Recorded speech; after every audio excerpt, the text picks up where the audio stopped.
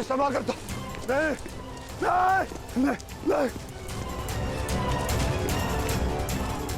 मानता हूँ अपराध हुआ मुझसे, परंतु क्षमा कर दो मुझे। अपमान की अग्नि में दया भस्म हो जाती है जयद्रथ।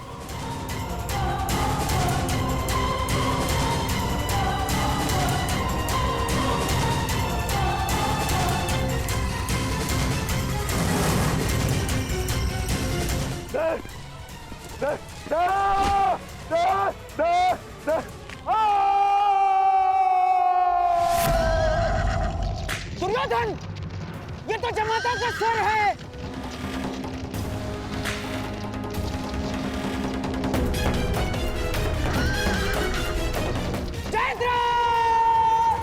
जयद्रथ!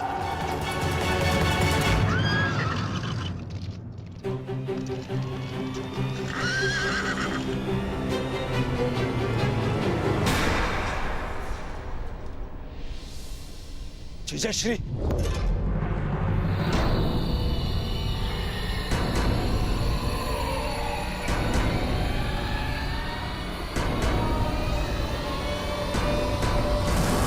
जीजाश्री, जीजाश्री उठिए। जामाता श्री, महाराज जयद्रथ, जयद्रथ! जीजाश्री उठिए, जीजाश्री। जामाता, आंखें खोलिए जयद्रथ, महाराज जयद्रथ। जीजाश्री उठिए, उठिए, उठिए जीजाश्री।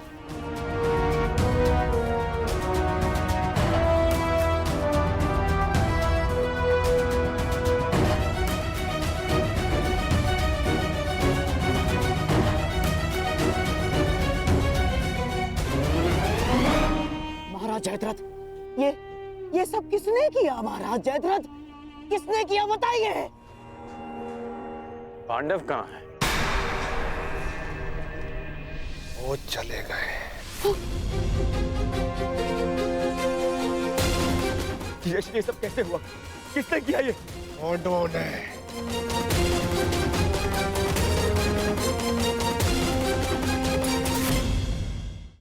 अब मैं उन पांडवों को नहीं। मैं उनके समक्ष बहुत रोया, गिड़गिड़ाया, क्षमा मांगी, परंतु उन्होंने मेरी एक ना सुनी।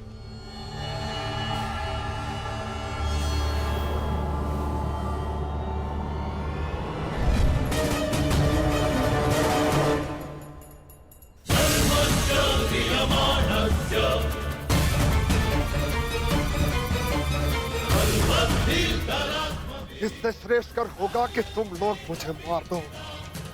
इतना अपमान मत करो मेरा। इस अपमान के पश्चात मैं जीत बचा तो ऐसा भयंकर प्रतिशोध होगा कि तुम पांचों की आत्मा कांप उठेगी।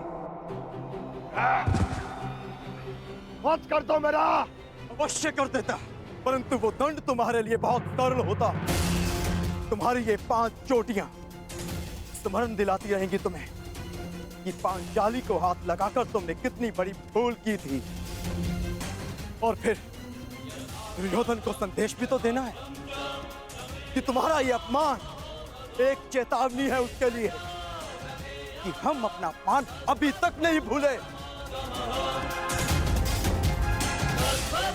1 वर्ष पश्चात हम फिर लौटेंगे अपनी प्रतिज्ञा पूर्ण करने। बस अर्जुन, बस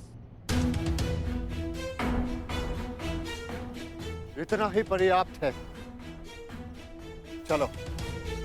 अर्जुन, मैं प्रतिशोध लूंगा।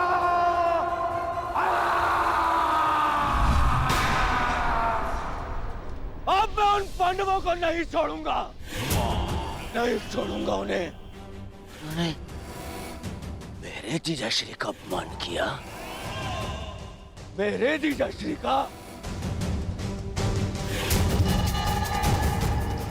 इनका अपमान करके उन्होंने मुझे दिग्विजयी दुर्योधन को ललकारा है।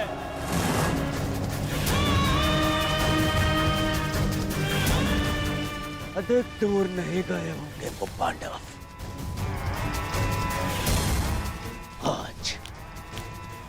युवराज और इनकी शान आज फिर से वनवास भेजूंगा।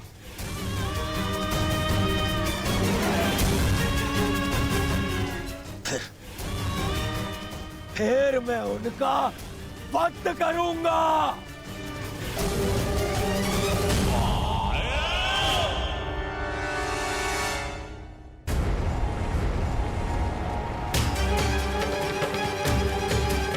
जाओ और जाकर उन पांडवों को लेकर आओ। परंतु युवराज, बास्टर्ड!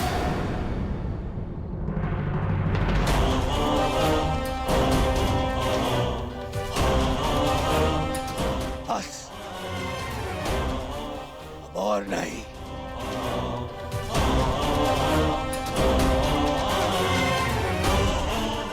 जाओ सैनिकों और जाकर उन पांडवों को अभी इसी क्षण मेरे समक्ष लेकर आओ।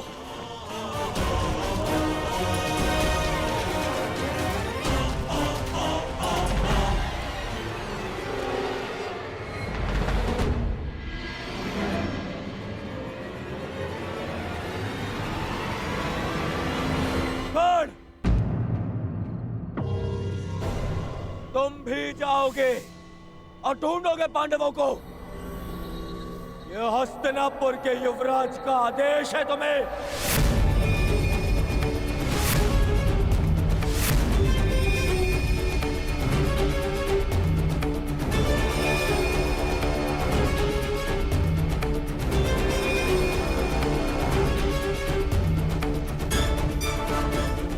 दुर्योधन, मुझे मुझे इस पर संदेह है। मुझे न जाने मुझे ऐसा क्यों लगता है कि इसने पांडवों को ढूंढ भी लिया, तो ये हमें बताएगा नहीं ना।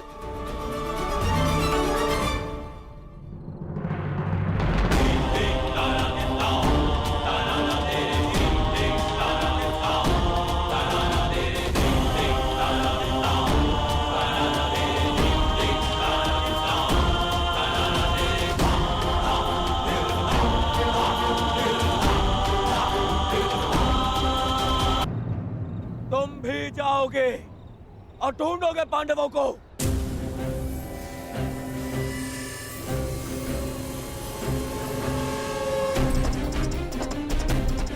दुर्योधन, न जाने मुझे ऐसा क्यों लगता है कि इसने पांडवों को ढूंढ भी लिया, तो ये हमें बताएगा नहीं ना।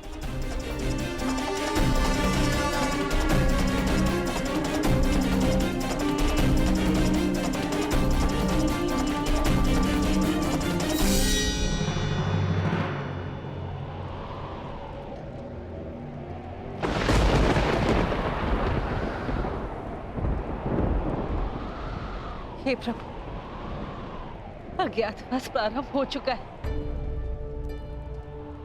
मेरे पुत्रों को सकुशल रखना, अपने शत्रु की दृष्टि से बचाए रखना।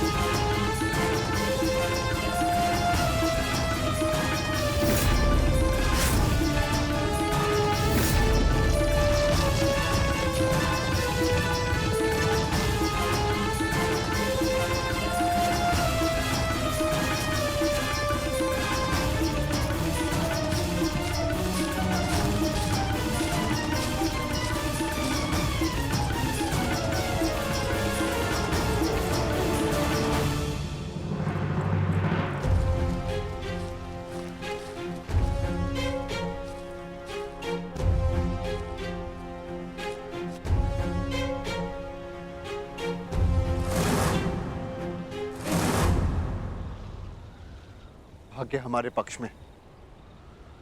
गौरव अपने मंतव्य में सफल नहीं हो पाए। हम उनकी पहुंच से बहुत दूर निकल चुके हैं।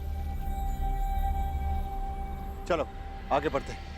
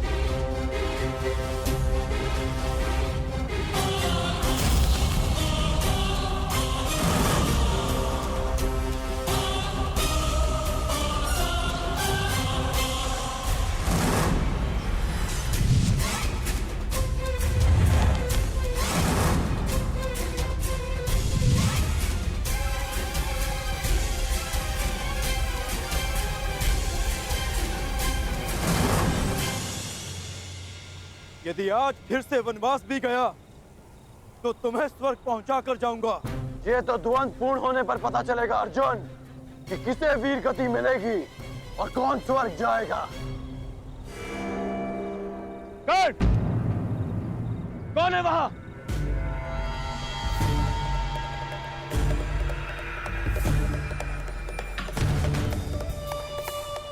वहां पर पांडव है क्या?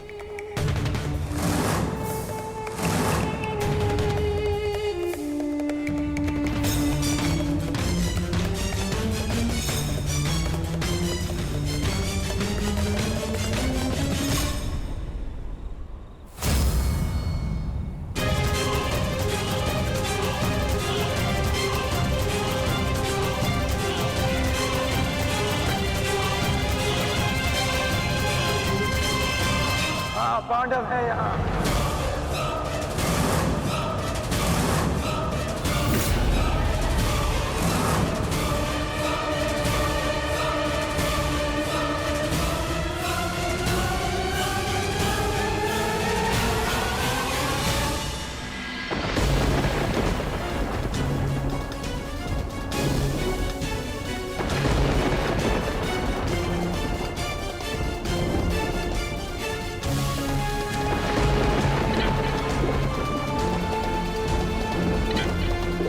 ये दीपक मेरे पुत्रों के प्रतीक है, इन्हें मैं बुझने नहीं दे सकती।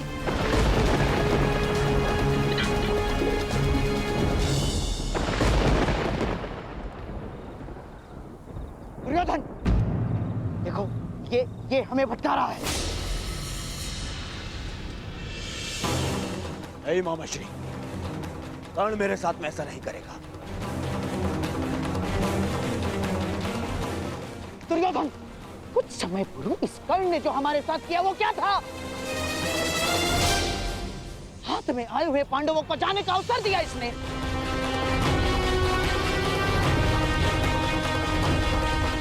नहीं मामाश्री। दुर्योधन, मुझे इस कर्ण पर तनिक भी विश्वास नहीं है। इसने यदि कहा कि पांडव यहाँ हैं, तो निश्चित रूप से पांडव वहाँ नहीं है। मेरा विश्वास करो, पांडव नहीं है वहाँ, मेरा विश्वास करो। हमें पांडवों को पकड़ना है। एक एक पल वो हमसे दूर होते जा रहे हैं। दुर्योधन, मैं कह रहा हूँ, मेरा विश्वास करो, आओ मेरे साथ।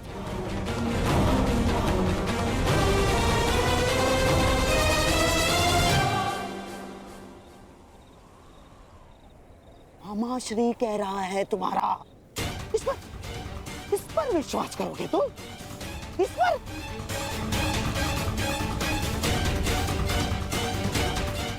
आओ, चलो दुर्योधन।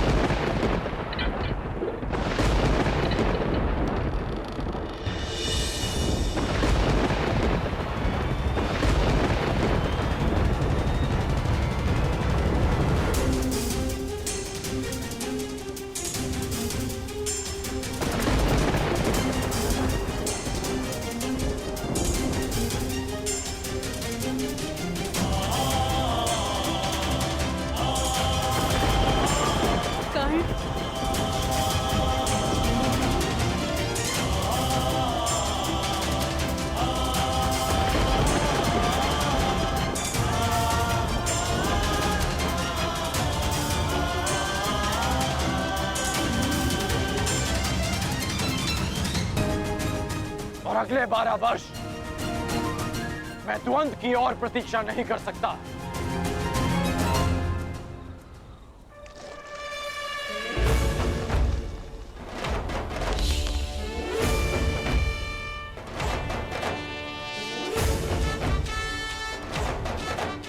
एक वर्ष पश्चात हम फिर मिलेंगे अर्जुन, जब तुम्हारा अज्ञातवास पूर्ण हो जाएगा, तब हमारे मध्य और कोई नहीं होगा।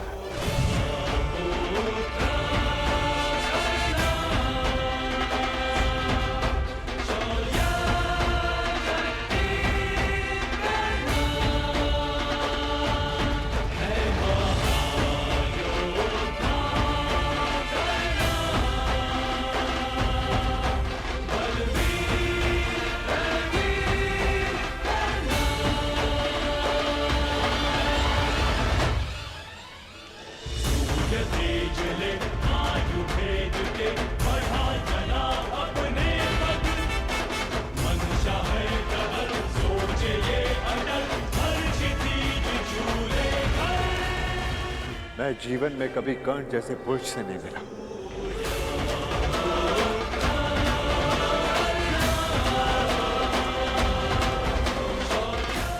कदाचित ये हमारे पक्ष में होता।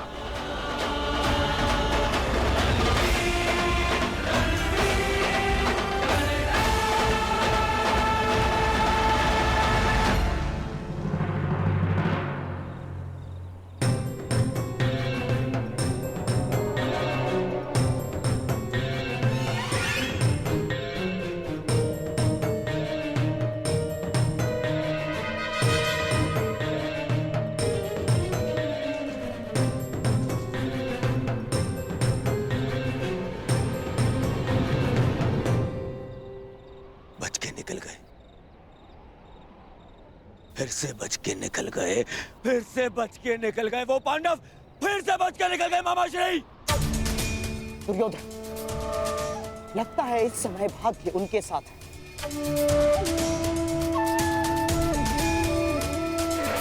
परंतु वर्ष में 6 बार ऋतु बदलते हैं, 6 बार। पूरा 1 वर्ष है हमारे पास। हमारा भी समय आएगा दुर्योधन, अवश्य आएगा, अवश्य। परंतु अब बहुत रात्रि हो चुकी है। अब रात्रि के इस अंधकार में उन पांडवों का पीछा करना असंभव होगा। अब क्या करना है, इसका निर्णय हस्तिनापुर जाकर ही करेंगे।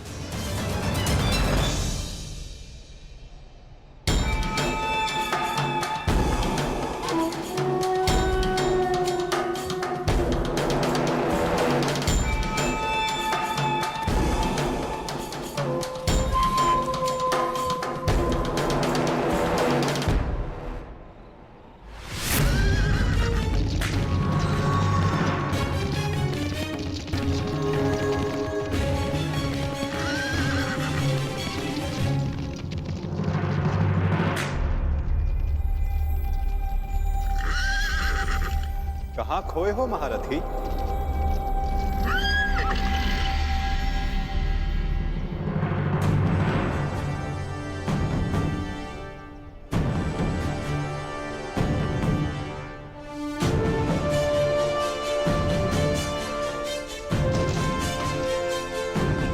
प्रणिपात केशव, क्षमा कीजिएगा, मैंने आपको देखा नहीं। क्योंकि मन उद्विग्न है, द्वंद अधूरा छोड़कर आ गए। हाँ, पाषाण बनकर जिस जल में गिरे थे उसी के साथ छल किया अंगराज। क्या इसे मैं ये संकेत समझूं कि तुम न्याय के पक्ष में आ रहे हो? आप तो सब जानते हैं केशव। हाँ, परंतु तुम्हारे मुख से सुनने का अलग ही आनंद है मित्र। तुम्हें सुनना अच्छा लगता है। तो सुनिए, मैंने छल नहीं किया, मैंने छल रोकने का प्रयास किया है। प्रयास किया है कि द्यूत में जो अधर्म हुआ उसे धर्म युद्ध से धोया जा सके। और यदि इसे कोई छल मानता भी है तो मेरा मानना है कि एक महान लक्ष्य के लिए एक असत्य का पाप चढ़ भी जाए तो कोई बुराई नहीं। पर वैसे भी मेरे कंधों पर श्राप का बोझ इतना बड़ा है कि एक छोटे से पाप का बोझ कोई अंतर नहीं डालेगा वासुदेव। आज्ञा दीजिए वासुदेव।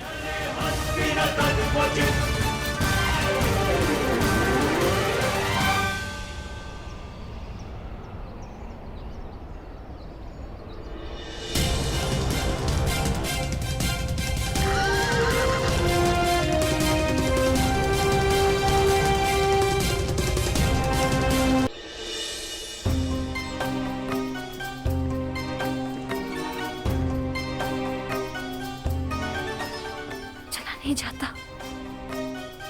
तनिक विश्राम कर ले आर्य पुत्र।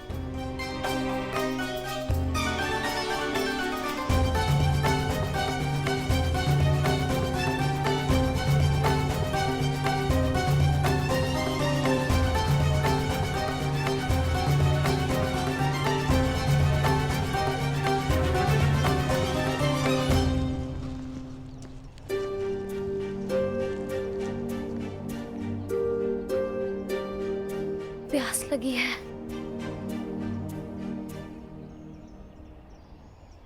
यहाँ तो आसपास जल भी नहीं दिखता।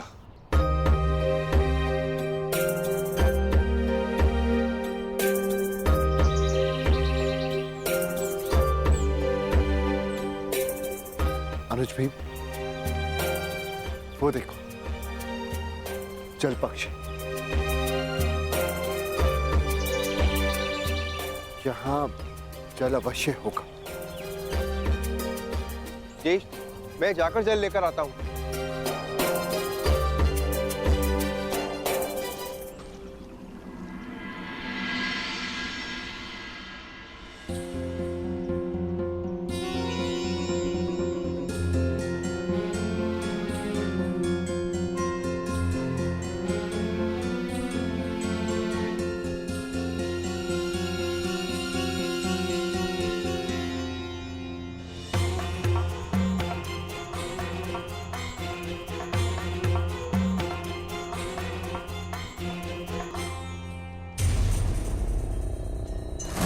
रुक जाओ।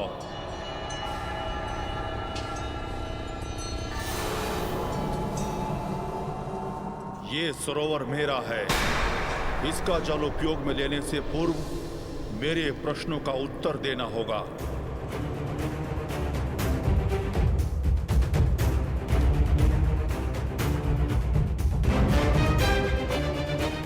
मैं नहीं जानता कि तुम कौन हो, परंतु तुम इतना जान लो, मैं पांडुपुत्र नकुल हूं, गुरुवंशज, महाबली भीम, धनुर्धारी अर्जुन का अनुज।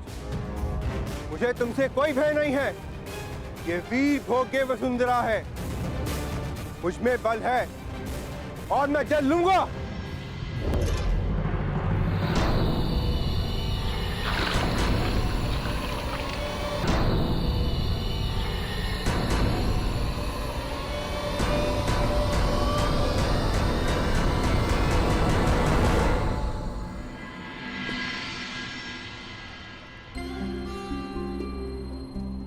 प्रणिपात माताश्री। यशस्वी भव। आपने मुझे स्मरण किया।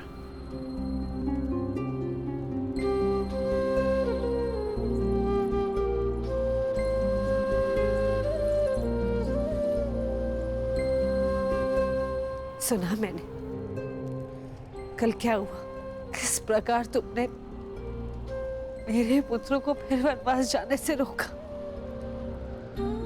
धन्यवाद करना था तुम्हारा,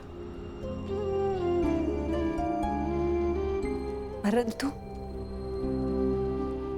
मन में एक प्रश्न है जिनका तुम दमन करना चाहते थे।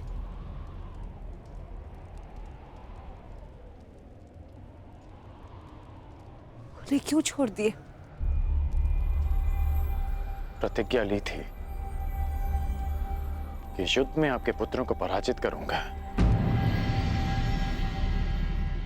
इसलिए जाने दिया।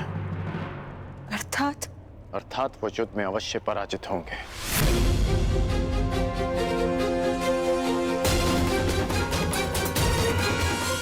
परंतु एक वचन भी है कि आपके पुत्र 1 वर्ष का अज्ञातवास अवश्य पूर्ण करेंगे।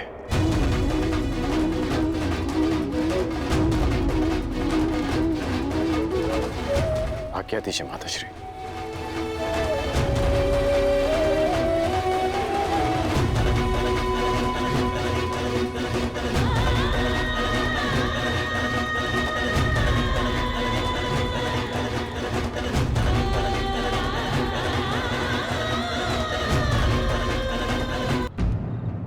तुम भी जाओगे और ढूंढोगे पांडवों को।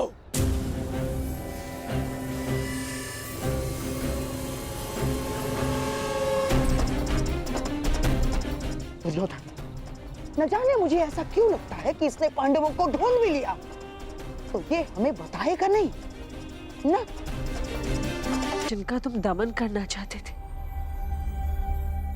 उन्हें क्यों छोड़ दिए? प्रतिज्ञा ली थी कि युद्ध में आपके पुत्रों को पराजित करूंगा, इसलिए जाने दिया। परंतु एक वचन भी है कि आपके पुत्र 1 वर्ष का अज्ञातवास अवश्य पूर्ण करेंगे।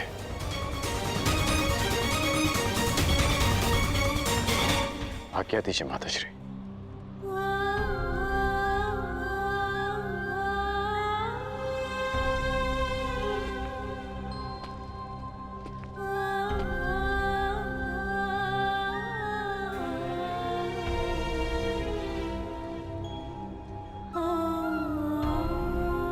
कदाचित मैं तुम्हें बता सकती पुत्र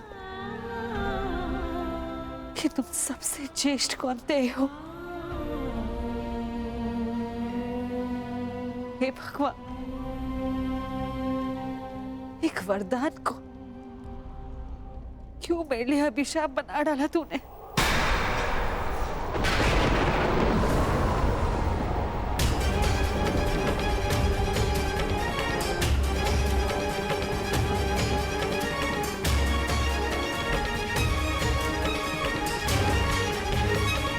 हे ईश्वर, कौन सा संकट आने वाला है मेरे पुत्रों पर?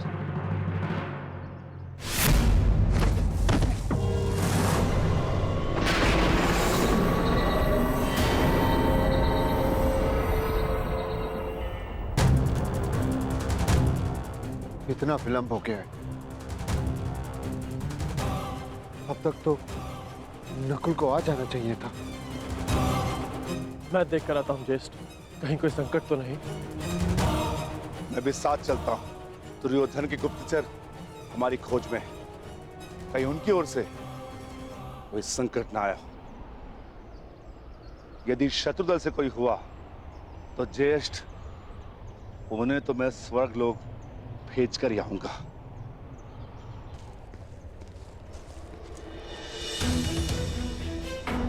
नकुल! नकुल!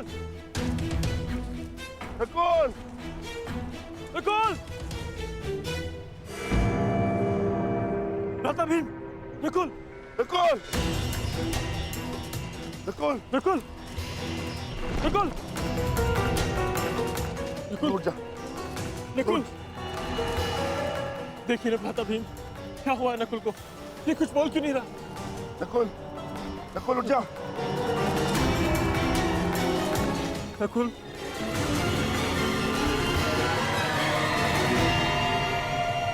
कौन छिपाए यहाँ? किसने मेरे अनुज नकुल पर प्रहार करने का साहस किया है? मैं भी मुझे ललकारता हूँ। मैं कहता हूँ सामने आ। आज तुम्हारा नाश तो निश्चित है। नकुल!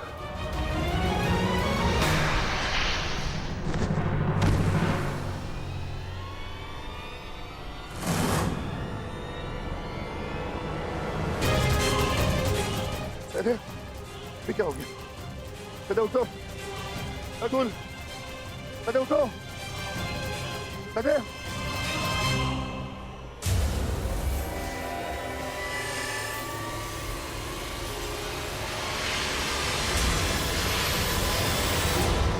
भ्राता भीम!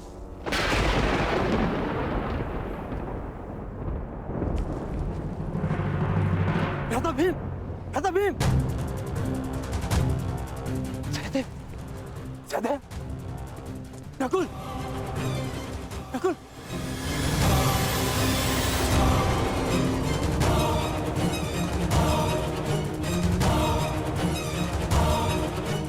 जो महाबली भीम को गिरा सके वो किसी सामान्य मनुष्य की वश की बात नहीं। तुम अवश्य कोई मायावी हो। तुम जो भी हो, यक्ष, किन्नर, गंधर्व, मायावी, पिशाच, प्रेत, मेरे समक्ष प्रस्तुत हो और मेरे भाइयों को जीवित करो, अन्यथा अपने प्राण देने के लिए तत्पर हो जाओ।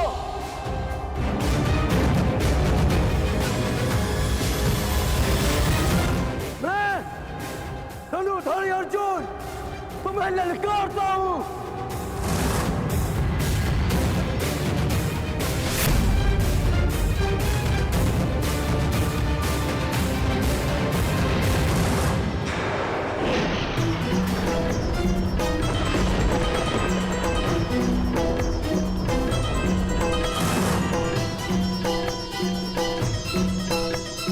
पांचाली, ये भाला तुम्हारी सुरक्षा के लिए। मैं अपने अनुजों को ढूंढने जा रहा हूं। मैं भी साथ चलूंगी आर्या। नहीं पांचाली, संकट पता नहीं कितना बड़ा होगा। ये भाला अपने पास रखो। और हाँ, यदि मैं ना लौटा तो तुम सुरक्षित पांचाल लौट जाना। परंतु पांचाली, ये मेरी आज्ञा है।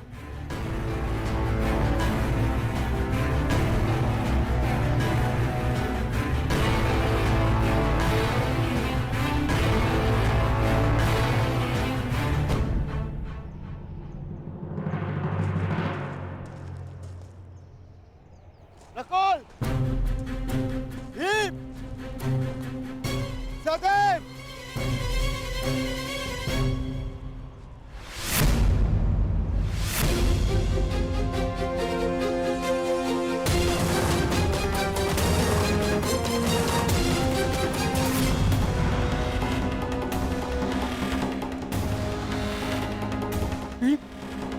भीम, उठो भीम। सहदेव, सहदेव, नकुल, आंखें खोलो। अर्जुन, अर्जुन अपनी आंखें खोलो। अर्जुन, उठो मेरे अनुजो, उठो,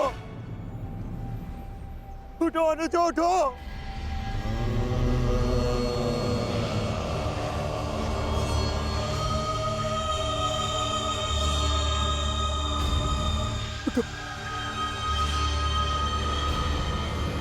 जिन्होंने मुझ पर अपना विश्वास नहीं हारा,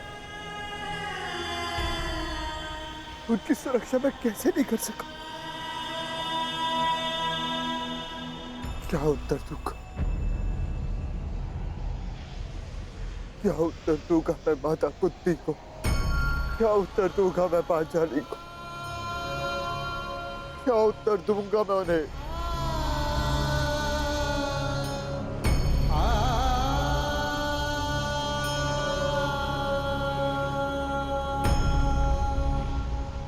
मैं नहीं चाहता कि आप कहो,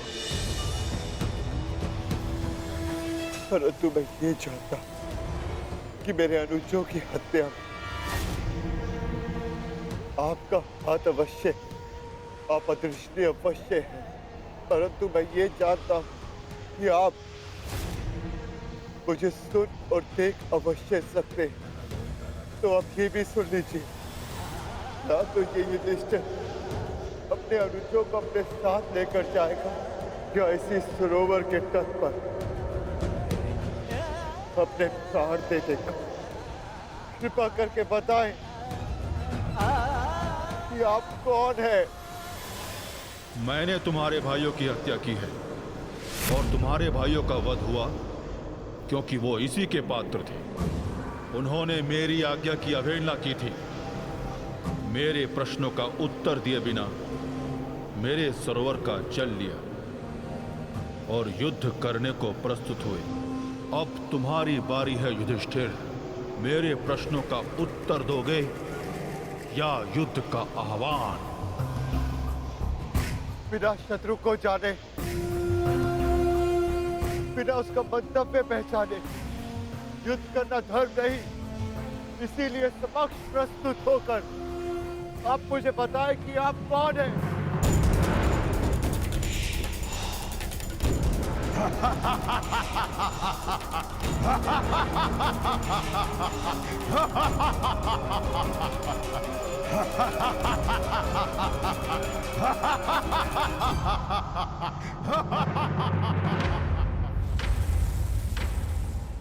मैं यक्ष नायक हूं और ये सरोवर मेरा है।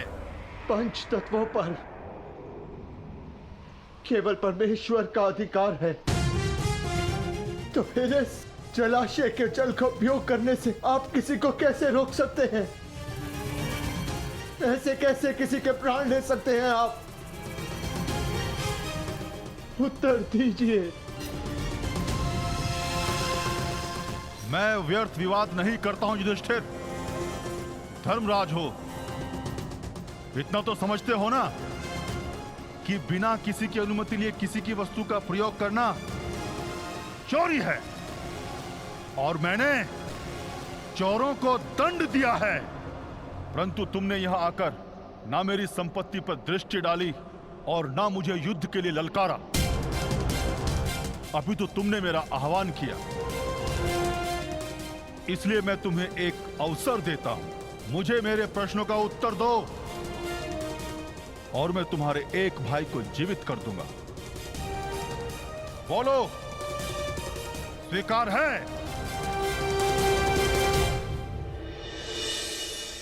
हे प्रभु, मैं नहीं जानती है कैसी लीला है, परंतु इस मां की परीक्षा मत लो। मेरे पुत्रों की रक्षा करो प्रभु, मेरे पुत्रों के। अपने भाइयों के पश्चात मुझे अपने जीवन का कोई मोह नहीं है महोदय।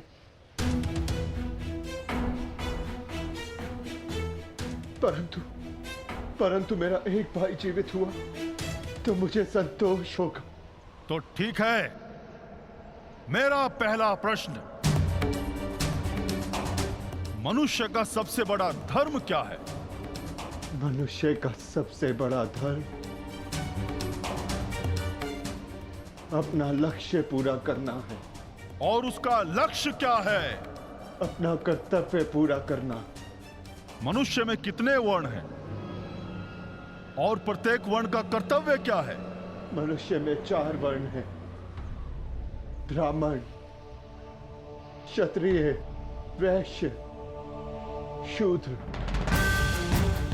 ब्राह्मणों का कर्तव्य है केवल वेद पाठ करना ही नहीं, बल्कि धर्म को जनमानव में बसाना भी है। क्षत्रिय का कर्तव्य पराक्रम से धर्म की रक्षा करना है। वैश्य का कर्तव्य आर्थिक उन्नति करना है और शूद्र का कर्तव्य सेवा करना। परंतु इन चारों कर्तव्यों से बड़ा भी एक कर्तव्य है, वो है प्रत्येक मनुष्य का हित करना। क्षत्रिय हो, वैश्य हो या शूद्र हो, यदि वो जनहित नहीं कर सकता तो वो मनुष्य नहीं है। उत्तम युधिष्ठिर, कि जल से पतला कौन है? जल से पतला ज्ञान है, जिसकी धारा अज्ञान की चट्टान को काट कर बहती है। भूमि से अधिक सहनशील कौन है? माता भूमि से अधिक सहनशील होती है। और आकाश से ऊंचा कौन है? आकाश से ऊंचा स्थान पिता का है। वायु से अधिक गति किसकी है? और भूसे के तिनकों से अधिक संख्या किसकी है? मन की गति वायु से अधिक तीव्र है और चिंता की संख्या भूसे के तिनकों से अधिक है।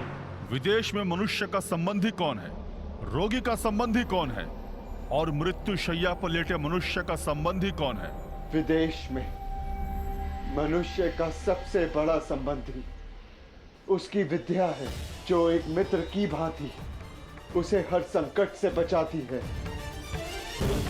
रोगी का संबंधी उसका चिकित्सक है, जो पत्नी और माता की भांति उसकी सेवा करता है।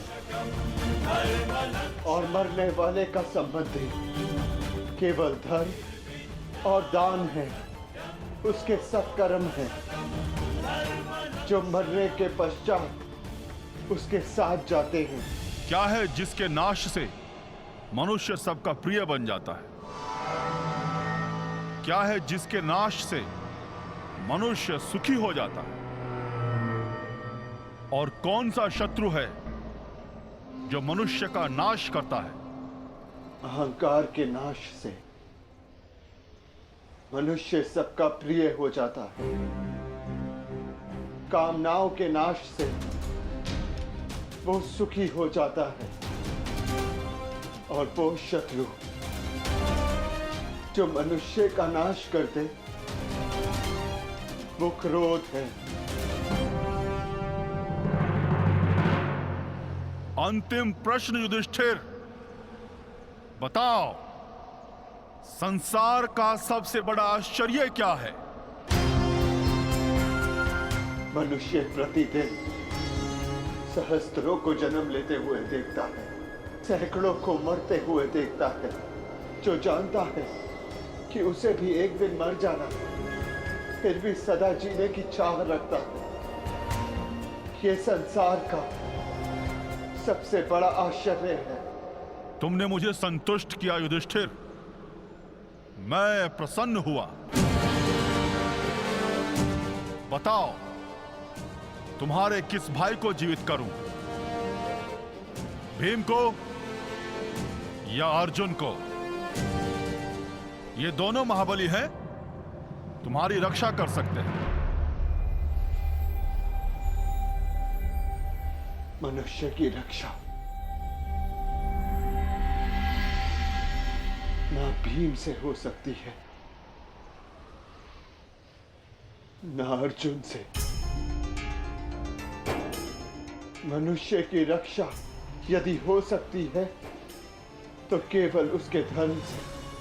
और मेरा धर्म कहता है कि जो मेरे लिए सबसे पहले दांव पर लगा, जिसने मेरी प्यास बुझाने के लिए सबसे पहले अपने प्राण दिए, मेरा वो अनुज नकुल जीवित हो जाए। हमारी दो माएं हैं, एक माता कुंती का पुत्र मैं जीवित हूं, और दूसरी माता मादरी का पुत्र नकुल जीवित रहे। अति उत्तम युधिष्ठिर, जो विपत्ति में भी न्याय और धर्म का साथ नहीं छोड़े, वही सफल होता है। तुम अपनी परीक्षा में सफल हुए।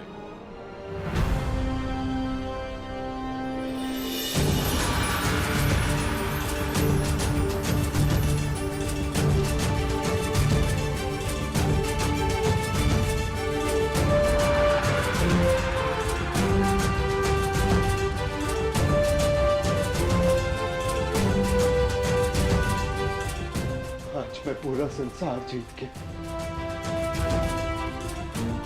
मेरे पांचों भाई मेरे साथ हैं, मुझे किसी की कामना नहीं।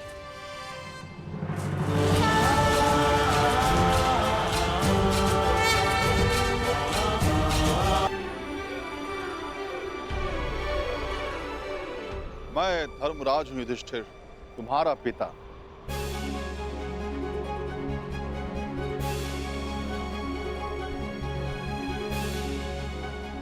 मैं तुम्हारी परीक्षा ले रहा था।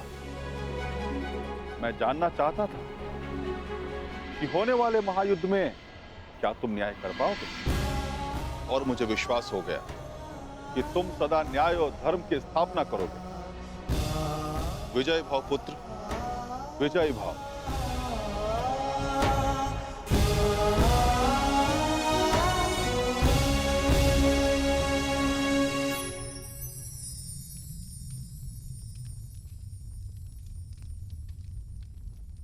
मेरे सभी पुत्र अब सुरक्षित हैं।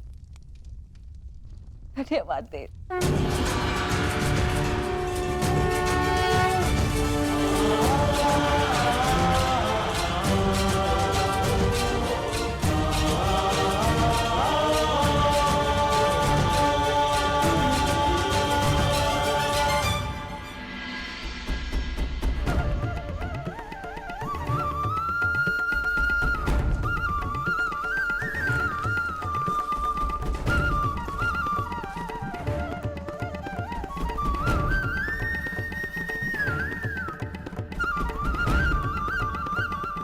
प्रणिपात वासुदेव।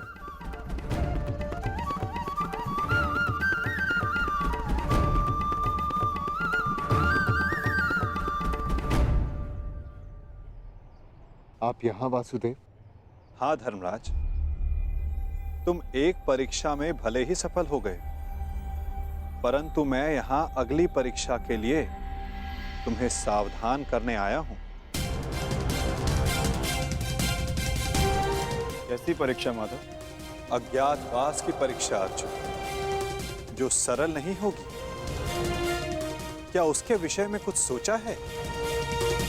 जैसे वनवास कट गया वैसे ही अज्ञातवास भी कट जाएगा माधव। नहीं युधिष्ठिर, मनुष्य को अपनी कठिनाइयों से निकलने के विषय में पहले सोच लेना चाहिए, क्योंकि कठिनाइयों का लाभ उठाने के विषय में उसके शत्रु पहले सोच लेते हैं। असंभव! कैसे हो सकता है ये? पांडव बचकर कैसे निकल गए?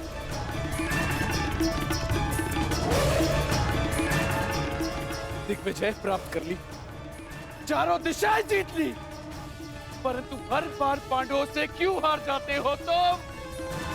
इतने सैनिक साथ थे, शकुनी तुम भी थे, फिर कैसे असफल हुए? कैसे?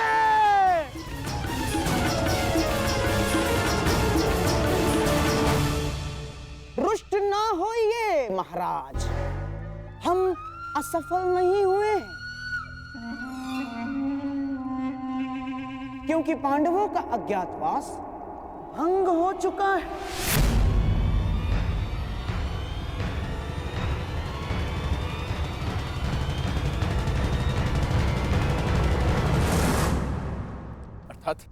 अर्थात ये महाराज कि अंगराज कर्ण ने पांडवों को अज्ञातवास में देखा था।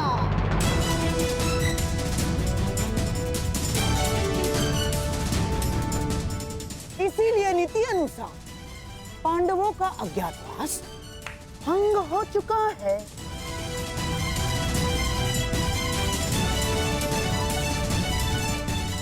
है ना कर्ण? क्या ये सत्य है कर्ण?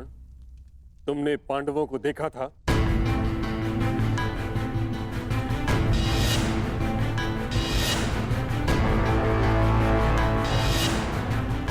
जानता हूं पुत्र, तुमने अवश्य पांडवों को देखा है, परंतु अब समय है कि उनके विरुद्ध एक और अधर्म को होने से रोका जा सके। उत्तर दो कर्ण, क्या तुमने पांडवों को देखा था? जी, देखा था।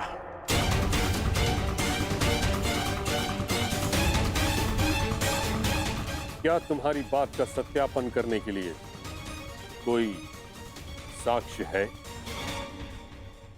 नहीं। ऐसा क्यों? जब तक सैनिक वहां पहुंचे, पांडव वहां से जा चुके थे और मैंने गांधार राज और युवराज को बताया था कि पांडव मेरे समक्ष खड़े हैं, परंतु उन्होंने मेरी बात का विश्वास नहीं किया और दूसरी ओर चले गए। गांधार राज, अज्ञातवास के नियमों के अनुसार साक्ष्य को कुरुकुल के किसी सदस्य का समर्थन होना चाहिए। अंगराज के साक्ष्य होने पर किसका समर्थन है उन्हें?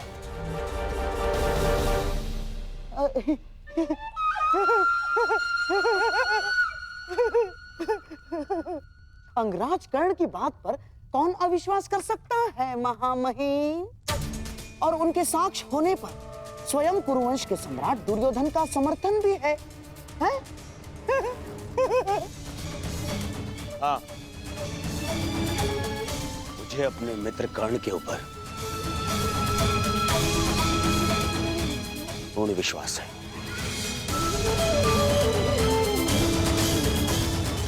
मैं समर्थन करता हूं कि कर्ण ने पांडवों को अज्ञातवास में देखा है। युवराज, यदि तुम्हें विश्वास था तो कर्ण की बात ना मानकर दूसरी ओर क्यों चले गए? और आप गांधार राज, यदि आपको कर्ण की बातों पर विश्वास था तो आप उसके पास क्यों नहीं गए? इसका अर्थ यह है कि आपको कर्ण पर विश्वास नहीं था, अर्थात अज्ञातवास भंग नहीं हुआ।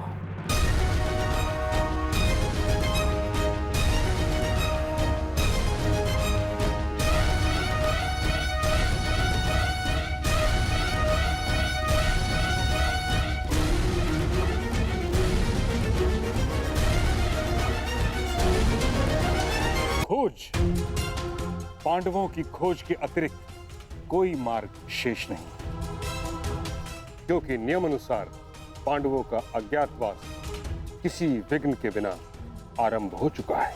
अज्ञातवास में जाने का समय हो गया है, परंतु तुम सबके शस्त्रों को देखकर कोई भी तुम्हें पहचान लेगा। भीम की गदा, अर्जुन का गांडीव और तुम सबके अस्त्रों और शस्त्रों को देखकर तुम्हें कोई भी पहचान सकता है।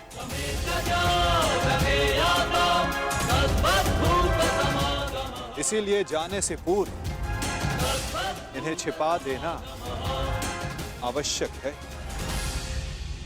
परंतु कहां माधव? यदि किसी ने यह शस्त्र ढूंढ लिए तो कोई भी स्थान सुरक्षित नहीं है। स्थान सुरक्षित नहीं होता अर्जुन, स्थान सुरक्षित किया जाता है। मैं समझा नहीं माधव। अपने अस्त्रों और शस्त्रों को नीचे रखो।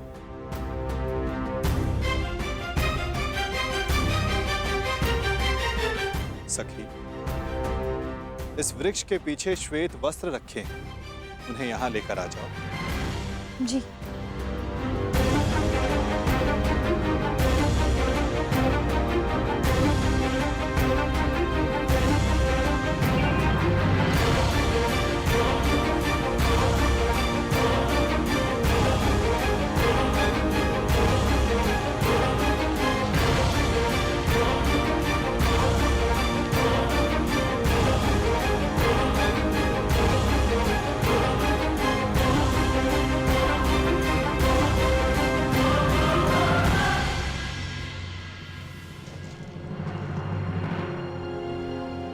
अब जो भी इसे देखेगा उसे यह प्रतीत होगा कि ये एक मृत शरीर है।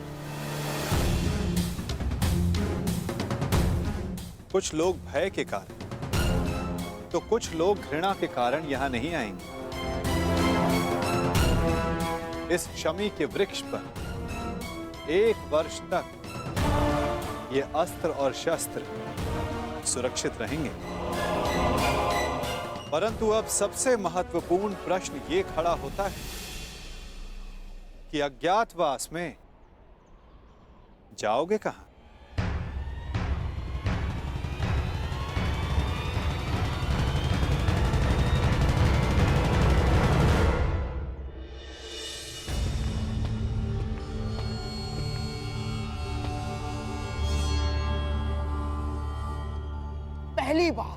पहली बार किसी ने भरी सभा में शकुनी को मूर्ख सिद्ध किया है कर्ण, और इसका मूल्य तुम्हें चुकाना होगा। मैंने वन में भी सत्य कहा था और राजसभा में भी। मैं तुम्हें बस मामा जी, बस। एक दूसरे के ऊपर आरोप लगाने बंद कीजिए। तो हो गया तो हो गया। अपने घायल दम पर आरोप का मलहम लगाना बंद कीजिए। और तुम कौन? अपने आप को मेरा सेवक कहते हो ना? तो ठीक है, अब तुम मेरा आदेश मानोगे। जाके ढूंढो उन पांडवों को। केवल 1 वर्ष है मेरे पास, केवल 1 वर्ष। आर्यव्रत के सभी राजा या तो मेरे अधीन हैं और या मेरे मित्र। तो अब जाओ और ढूंढो इन्हें, गुप्तचर भेजो, जो करना है करो।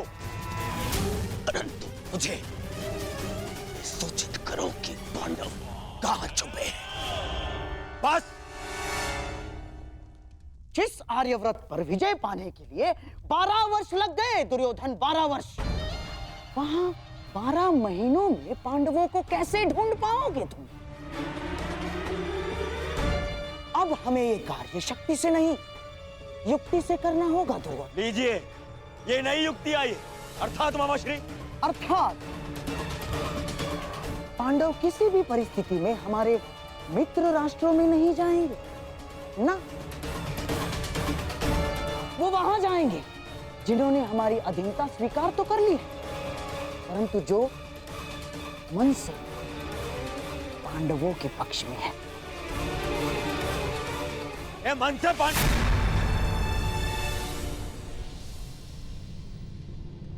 द्वारका। दुर्योधन को लगेगा कि तुम सब द्वारिका में छिपे हो, इसलिए वो अपने गुप्तचर द्वारिका और तुम्हारे मित्र राजाओं के यहाँ भेजेगा।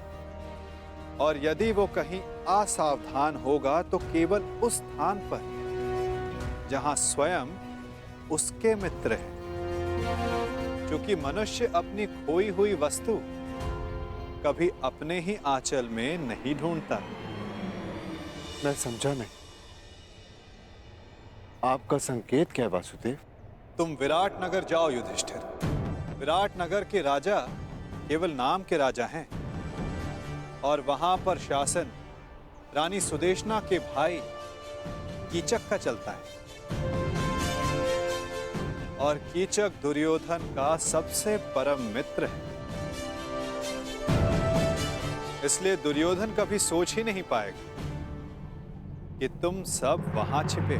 सूर्य भले ही मेघों में छिपा, परंतु उसका तेज बाहर आ ही जाता है। ठीक उसी प्रकार मनुष्य भी प्रकृति से भिन्न व्यवहार नहीं कर सकता दुर्योधन, ना?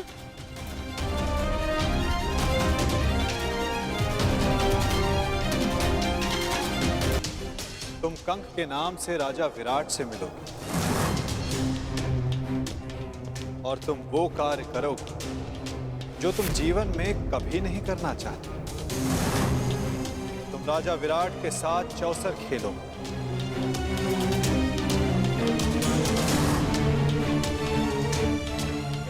प्रणिपात, प्रणिपात महाराज। वृकोदर भीम के पेट की अग्नि बुझती नहीं, इसीलिए वो कहीं मिष्ठान्न के प्रतिष्ठान पर होगा। उसकी भूख स्वयं उसका पता बता देगी। तुम्हें अपनी भूख पर नियंत्रण रखना होगा भीम। तुम वल्लभ बनकर विराट की भोजनशाला में काम करोगे।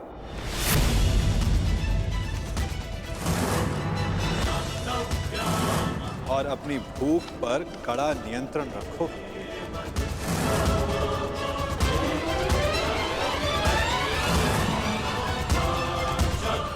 और अर्जुन,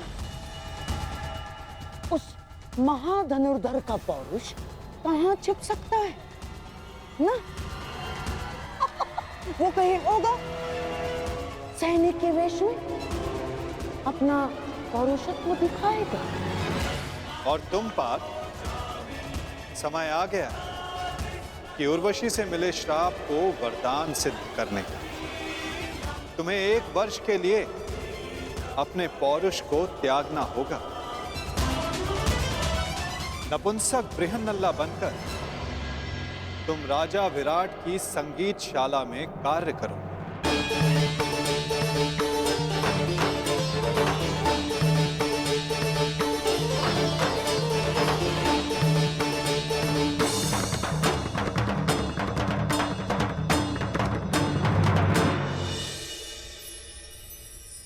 अति उत्तम बृहन्नला, क्या तुम हमारी पुत्री उत्तरा को संगीत और नृत्य की शिक्षा दोगी?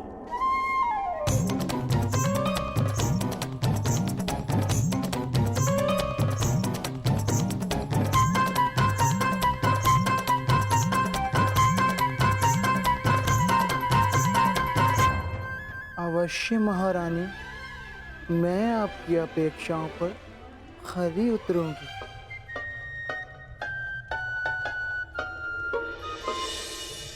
नकुल सहदेव बेचारे कोमल सुंदर, उनसे परिश्रम नहीं होगा ना। इसीलिए किसी राज्य में सभासद बनकर बैठे होंगे। नकुल, सहदेव, तुम ग्रंथिक बनकर और तुम तंतिपाल बनकर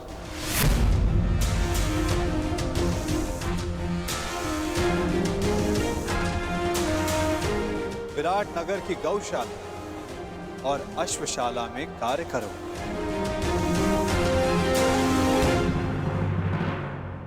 और सबसे अधिक वो पांचाली, उसका तेज, उसकी आंखों की ज्वाला कहां किसी से छिप सकती है दुर्योधन। और तुम सखी, तुम्हें अपना दर्प छिपाने के लिए सबके समक्ष घूंघट में रहना होगा। दासी सैरंधरी बन, जिसके पति गंधर्व, तुम रानी सुदेशना की रूप सज्जा का कार्य संभालो।